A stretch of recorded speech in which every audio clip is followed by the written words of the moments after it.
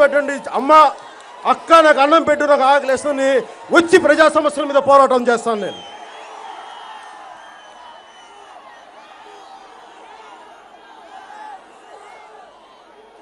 రాజకీయాల మీద నాకు అవగాహన ఎందుకంటే నేను కడుపు మంట చూశాను, సమస్యలను చూశాను, బాధల్ని చూశాను. దిగువ మధ్య తరగతి కుటుంబం నుంచి వచ్చాను కాబట్టి నా కష్టాలే నేను మర్చిపోలే. ఈ రోజుకి నేను అదే స్థాయిలో ఉండటానికే ప్రయత్నం చేస్తానే ఉంటాను ఎప్పటికైనా సరే. అందుకనే నేను రాజకీయాల్లోకి రావాలి, ప్రజా సమస్యల్ని పోరాటం చేయాలి అంటే ఏమేం చేయాలి, ఎంత చదువుకోవాలని అందరి జీవిత చరిత్రలు చదివాను, సామాజిక తత్వం చదివాను, సామాజిక శాస్త్రం చదివాను.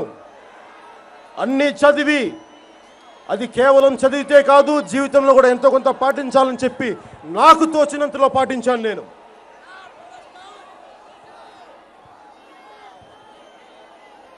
ఒక పోరాటం చేయాలంటే సరైన విధి విధానాలతో ఒక బలమైన సమగ్రమైన ఆలోచన విధానం కావాలి. మనకి ముఖ్యంగా మానవ వనరులు, నీళ్లు, వాతావరణం, ఖనిజాలు,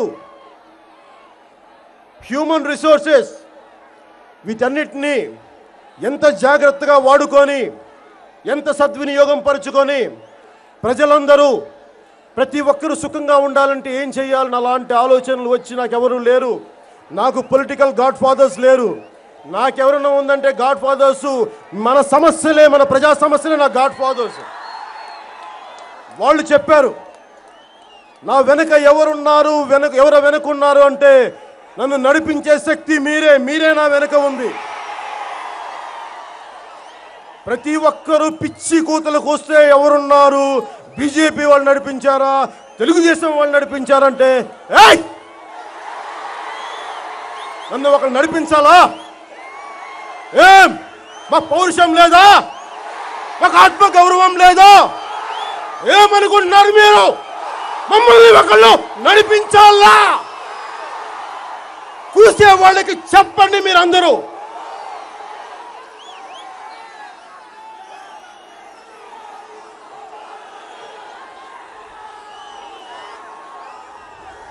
మనం ఈ రోజున స్పెషల్ ప్యాకేజ్, స్పెషల్ స్టేటస్ ఇలాంటి పదాలన్నీ కొత్త పదాలన్నీ మనకు వచ్చినాయి మన డిక్షనరీలోకి. వీటి గురించి తెలుసుకుపోయే ముందు ఒక్కసారి మన రాష్ట్రం, దీని సమస్యలు ఏమిటి, ఒక్కసారి దీని పుట్టు పూర్వోత్తరాలు ఏమిటి, ఇవన్నీ తెలుసుకోవాల్సిన అవసరం ఉంది. మీ అందరికీ తెలుసుండొచ్చు, కానీ మనందరం ఒక చోట మనందరం సమూహంగా కలిసాం కాబట్టి ఒకసారి నేను చెప్పదలుచుకున్నది, స్వాతంత్రం వచ్చిన తర్వాత ఉమ్మడి మద్రాసు రాష్ట్రంలో మనదున్నప్పుడు అక్కడ కూడా మనకి సరైన న్యాయం జరగకపోతే అమరజీవి పొట్టి శ్రీరాములు 50 రోజుల పైన నిరాహార దీక్ష చేసి మనకు సంపాదించుకున్న రాష్ట్రం ఇది. ఆ రోజున తెలంగాణ లేదు ఆంధ్రప్రదేశ్లో, కేవలం ఆంధ్రప్రదేశే ఉంది. కానీ ఒకవైపు ఇక్కడ స్వాతంత్ర సమర వేడుకలు జరుగుతూ ఉంటే మనం తెలంగాణ చరిత్ర కూడా తెలుసుకోవాలి. వాళ్ళు మన సోదరులు, వాళ్ళు మన అన్నదమ్ములు, వాళ్ళు మన ఆడపడుచులు, వాళ్ళు మన బిడ్డలు. ఒకవైపు దేశమంతా స్వాతంత్ర్య సంబరాలు జరుపుకుంటా ఉంటే తెలంగాణలో ఇంకా నిజాం నిరంకుశ పాలన సాగుతూనే ఉంది. రజాకార్లు దోపిడీలు చేశారు, మానభంగాలు చేశారు, ఆడవారిని ఆడపడుచుని చిత్రహింసలు గురి చేస్తే తెలుగు భాషని వాళ్ళు నేర్చుకోనివ్వకుండా చేశారు. అలాంటి సమయంలో తెలంగాణ ప్రజలు చాలా వెనుకబడిపోయారు. ఆ వెనుకబాటుతనాన్ని బ్రిటిష్ వాళ్ళు పరిపాలించడం వల్ల, కొన్ని సంస్కరణలు మనకు ఉండటం వల్ల ఆంధ్రప్రదేశ్లో సీమాంధ్రలో ఆ అడ్వాంటేజ్ ఇద్దరికి కలుసుకుంటారు, అన్నదమ్ముల్లా ఉంటారు అని చెప్పి మనల్ని కలిపారు. అది 1-2 దశాబ్దాలు జరిగిన తర్వాత ఏదైతే విధి విధానాలతో అనుకున్నారో మనం ఇలా కలిసి ఉండాలి, ఇవి నెమ్మదిగా సాల్వ్ చేయాలి, పరిష్కరించాలి అనుకుంటే అవి 20 సంవత్సరాలైన కొన్ని దశాబ్దాలను చేయనప్పటికీ చెయ్యకపోయేటప్పటికీ 1969లో తెలంగాణ రాష్ట్రం, తెలంగాణ జై తెలంగాణ ఉద్యమం స్టార్ట్ అయింది. మళ్ళీ దాని కేంద్రం వాటిని సమాధానపరిచి కొంత హింస జరిగి మళ్ళీ రెండు కలిసే ఉండాలి అనుకున్నప్పుడు మళ్ళీ వారికి మా ఉద్యోగాలు మళ్ళీ ఆ ముల్కీ విధానాల ద్వారా మా వాళ్ళకే రావాలని అంటే మన వాళ్ళ కోపం వచ్చి 1972లో జై ఆంధ్ర ఉద్యమం ప్రారంభమైంది. జై ఆంధ్ర ఉద్యమంలో 400 పైన నిండు నూరేళ్లు గడపాల్సిన యువకులు, కాలేజ్ విద్యార్థులు మా రాష్ట్రం వస్తే బాగుంటుంది అని చెప్పి ఇప్పుడు కేంద్రంలో కూర్చున్న వెంకయ్యనాయుడు గారు కూడా జై ఆంధ్ర ఉద్యమ సారథుల్లో ఒకరు. అలాంటి వ్యక్తి ఇలా నడిపిన తర్వాత శ్రీమతి ఇందిరాగాంధీ గారు, స్వర్గీయ శ్రీమతి ఇందిరాగాంధీ గారు అప్పటి ప్రధానమంత్రి, ఇలా రాష్ట్రం ప్రతి ఒక్కళ్ళు వెనుకబాటుతనం మీద కొన్ని సమస్యల మీద విడిపోవాలి అనుకుంటే అది మన రాజ్యాంగ స్ఫూర్తికే విరుద్ధం. అందుకని చనిపోయిన ప్రాణాలకి క్షమాపణలు చెప్తూ ఆవిడ 1972లో పార్లమెంట్లో జరిగిన డిసెంబర్ 21వ తారీఖున మనం ఎందుకు కలిసి ఉండాలి, రాష్ట్రాలు ఇలా విడతీసుకుంటా వెళ్ళిపోతే వెనకబాటుతనం వల్ల దేనికైతే ఆవిడ అన్నారు ఒకే ఒక చాలా గొప్ప వాక్యం అందరూ తెలుసుకోవాల్సింది. మనం ఎక్కడైతే మనం ఎన్ని సంస్థానాలని రాజ సంస్థానాలని కొన్ని వందల రాజ సంస్థానాలని కలిపి భారతదేశం తయారు చేశాం. మళ్ళీ వెనకబడిపోయిందని చెప్పి ప్రతి ఒక్కరూ ఇది మా రాష్ట్రం కావాలి మేము ఏలుకుంటామంటే మళ్ళీ అప్పుడు ఇంత కష్టపడి ఇన్ని బలిదానాలు చేసి ఇన్ని ప్రాణత్యాగాలు చేసి ఎందుకు చెయ్యాలి అని చెప్పి ఆవిడ బాధపడి మొత్తం పార్లమెంట్ హాల్లో అందరికీ బాధలు చెప్తూ క్షమాపణలు చెప్తూ ఆవిడ ఒక విధి విధానాలతోటి సైద్ధాంతిక బలంతో రాష్ట్రాన్ని విడతీయం అని చెప్పిన కాంగ్రెస్ మాజీ దివంగత స్వర్గీయ ప్రధాని శ్రీమతి ఇందిరాగాంధీ ఆవిడ స్పీచ్ పేపర్స్ ఇవి. ఒక్కసారి ఇందిరాగాంధీ గారికి మనస్ఫూర్తిగా ఇలాంటి స్ఫూర్తినిచ్చినందుకు ఆవిడకి మనస్ఫూర్తిగా కానీ మాది 150 ఏళ్ల చరిత్ర, కాంగ్రెస్ చరిత్ర 150 ఏళ్ళు. మీకేం తెలుసు అని నేను పాలిటిక్స్లోకి వచ్చినప్పుడు కొంతమంది కాంగ్రెస్ నాయకులు అన్నారు, సరే మీది 150 ఏళ్ల చరిత్రే నేను ఒప్పుకుంటున్నాను, కానీ ఒక లాల్ బహదూర్ శాస్త్రి లాగా మీకు అంత విలువలు ఉన్నాయా? శ్రీమతి ఇందిరాగాంధీ లాగా ఒక సిద్ధాంతాన్ని పెట్టింది కాంగ్రెస్ పార్టీ. ఆ పార్టీ విధి విధానాలని మీరు ఎందుకు కాపాడుకోలేకపోయారు? మీరు 2004లో ఎందుకు అవకాశవాదపు రాజకీయాల కోసం, పదవుల కోసం మీరు రాష్ట్రాన్ని విడగొట్టాలని చెప్పి మీరు నిర్ణయించుకొని మీరు అప్పటి తెలంగాణ నేతలతోటి మీకు గొంతులు కలిపారు. మీరు అవకాశవాదపు రాజకీయాలు చేయడం వలన ఈ రోజున ఇక్కడ సీమాంధ్ర ప్రాంత యువకులు, కొన్ని వందల మంది తెలంగాణ ప్రాంత యువకులు చనిపోయారు. మీ ఇద్దరి భారతీయ జనతా పార్టీ ఎంత ద్రోహం చేసింది అంటే వాళ్ళు చేసిన ద్రోహం మర్చిపోదాం మర్చిపోదాం మర్చిపోదాం మర్చిపోదాం అనుకుంటే లేదు, వాళ్ళు మర్చిపోనివ్వరు. కాంగ్రెస్ పొట్టలో పడిస్తే, వెన్నుపోటు పడిస్తే మనం బీజేపీ దగ్గరికి వెళ్ళి కాంగ్రెస్ వాళ్ళు పొడిచారు అయ్యా కొంచెం మమ్మల్ని రక్షించంటే వీళ్ళు పొట్టలో పొడిచారు. అది ఇద్దరు చేసింది. రెండు జాతీయ పార్టీలు కలిసి జాతీయ సమగ్రత గురించి మాట్లాడే గొప్ప గొప్ప జాతీయ నాయకులు ఈరోజు రాష్ట్రంలో, రెండు రాష్ట్రాల్లో అస్థిరత క్రియేట్ చేసి సృష్టించారు. ఏ వ్యక్తులైనా సరే, ఏ రాజకీయ నాయకులైనా సరే, ఏ రాజకీయ పార్టీలైనా సరే వారి ముఖ్య ఉద్దేశం సుస్థిరత ఇవ్వాలి, భారతదేశ సమగ్రతని కాపాడాలి. కానీ మీరు ఇలాంటి మీ చేతగానితనం వల్ల, మీ దోపిడీ విధానాల వలన ప్రజలను విడగొట్టి మళ్ళీ న్యాయం చెయ్యక, అటు తెలంగాణకి మీరు న్యాయం చేయక, ఇప్పటికీ హైకోర్టుకి వారికి ఇవ్వకుండా తెలంగాణ వారికి, అలాగే సీమాంధ్రులకి మేము మీకు స్పెషల్ ప్యాకేజ్ ఇస్తాం, స్పెషల్ స్టేటస్ ఇస్తాం అని చెప్పి ఈ రోజున ఏమిచ్చారు? 2 పాచిపోయిన 2 లడ్డూలు ఇచ్చారు. –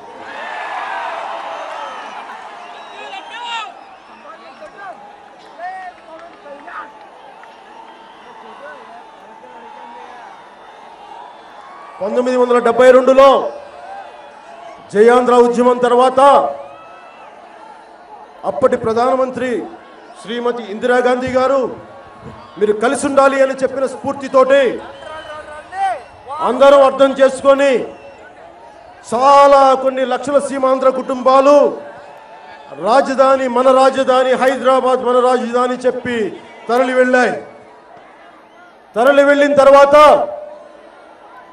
42 సంవత్సరాలు కలిసి ఉన్న తర్వాత, అక్కడ బిడ్డల్ని కన్న తర్వాత, బిడ్డలు ఎదిగి మనవళ్ళు పుట్టిన తర్వాత 2014లో ఒకే ఒక్క కాంగ్రెస్ పార్టీ ఇంకొక భారతీయ జనతా పార్టీ కలిసి మేము రాష్ట్రాన్ని విడదీస్తున్నామని చెప్పి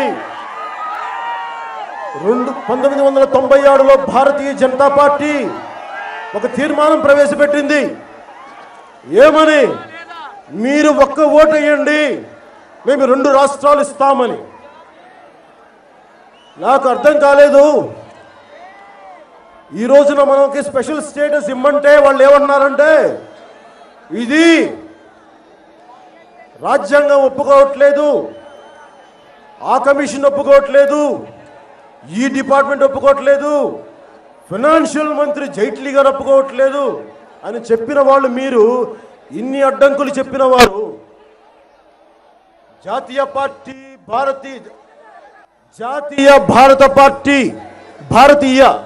జనతా పార్టీ రాజకీయ నాయకులను అడుగుతున్నాం. ఒక పార్టీ, ఒక భారతీయ జనతా పార్టీ రెజల్యూషన్ కున్న విలువ పార్లమెంటులో ఇన్ని ఉభయపక్షాలు కలిసి వారిచ్చిన మాటకి విలువ లేదా? భారత రాజ్యాంగానికంటే, భారత చట్టసభల కంటే మీరు ఒక పార్టీ రెజల్యూషన్ గొప్పదా?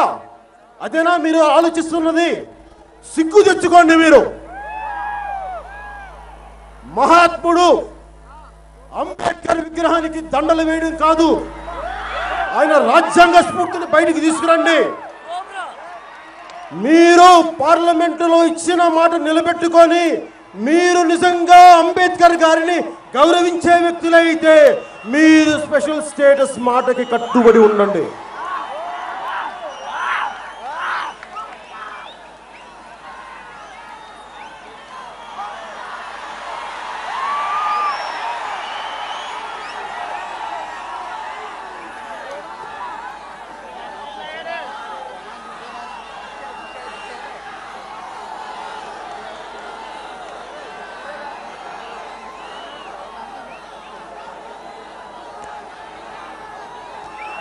నేను ఈ రోజున మనం ఎందుకు జాగ్రత్తగా ఉండాలి? నేను ఇక్కడికి వచ్చింది మీ భావోద్వేగాలని రెచ్చగొట్టడానికి నేను రాలేదు. జరిగిన అన్యాయం గురించి మాట్లాడడానికి వచ్చాను.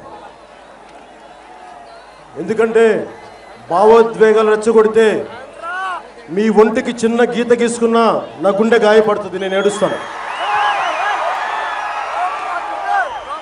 నేను మిమ్మల్ని వచ్చింది రాస్తారోకోలు చేయండి, బంధువులకు పిలుపునివ్వడానికి రాలేదు. రాజకీయ పరంగా 25 మంది పార్లమెంట్ సభ్యులు ఉన్నారు, ఇంకా 10 లోపు రాజ్యసభ సభ్యులు ఉన్నారు, తెలుగుదేశం రాష్ట్ర ప్రభుత్వం ఉంది, అపోజిషన్ పార్టీ వైఎస్ఆర్సీపీ ఎంపీలు ఉన్నారు, వారి ఎమ్మెల్యేలు ఉన్నారు.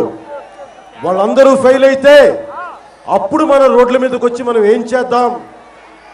ప్రజల ఆస్తులకి నష్టం కలగకుండా, ప్రజా సంపదకి నష్టం కలగకుండా కేంద్రానికి నొప్పి తెలిసేలా ఎలా చేయాలి, ఒక సరైన విధి విధానాలతోటి, ఒక నిబద్ధతతోటి అన్ని ఆలోచించే మనం అలాంటివి చేస్తాం.